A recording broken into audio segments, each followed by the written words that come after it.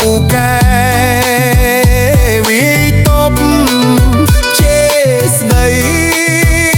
មួយចប់ម៉ែអើយជួយផ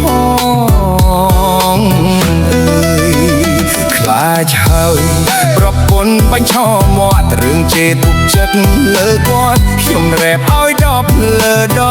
10បើជេរមិនឈ្នះគាត់ហត់ធាក់ខ្ញុំឡើងស្លាប់តាំងតោ4-10គាត់សំលៀងកំបិតចិត្តក្រោមក្រែបាច់ឆេះក្បាច់ក្រាបចំពងហោះគាត់ចេះទាំងអស់ទៅលួចរៀនគ្រូណាដែរឃើញលួចចង្គង់មិនមែនសុំចាញ់ខ្ញុំទេការពិតនាងកំពុងតែសំលុតឲ្យខ្ញុំចេញពីក្រោមក្រែប្រពន្ធគេស្អាតឈឺស្លាប់ប្លែកអីតែគាត់លេបប៉ារ៉ាមួយគ្រាប់ដើរទៅត្រុយបាយបានសម្រានដល់លក់មានណាកម្លាំងជេរខ្ញុំឡើងហុយម៉ែអើយខ្ញុំខុសអីទើបបានប្រពន្ធបាញ់ឆោមាត់រឿងនេះខ្ញុំផ្ដាំកូនតូចចៅអូនឯងគេទៅដឹងហើយកុំចូលអាបនហាមឃាត់ខ្លានៅក្នុងទ្រុងក៏នៅតែការចាញ់កត់ចាំមើលតែខ្ញុំទៅនៅវត្តតាគាត់ប្រអ៊ូជាមួយអ្នកណា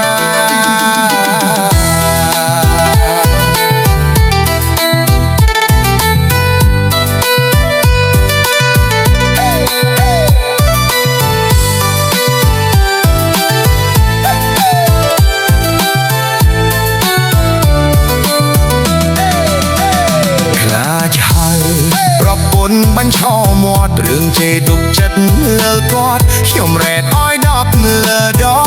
10បើជេរមិនឈ្នះគាត់ហត់ធាក់ខ្ញុំឡើងស្លាប់តាំងតោ4-10គាត់សំលៀងកំបិតចិត្តក្រោមក្រែបាច់ឆេះក្បាច់ក្រាចង្គង់ហោះ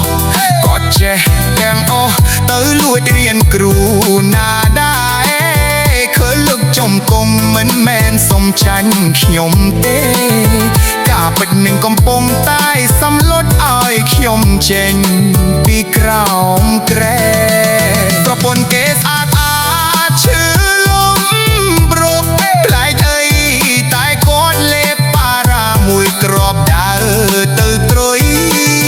បាយបានសម្រានដល់លក់មានណាកម្លាំងជេរខ្ញុំឡើងហុយម៉ែអើយខ្ញុំខុសអីទើបបានប្រពន្ធបាញ់ឆោមាត់រឿងនេះខ្ញុំផ្ដាំកូនតូចចៅអូនឯងទីទៅដឹងហើយកុំចូលអាបនហាមឃាត់ខ្លានៅក្នុងទ្រុងក៏នៅតែការចាញ់កត់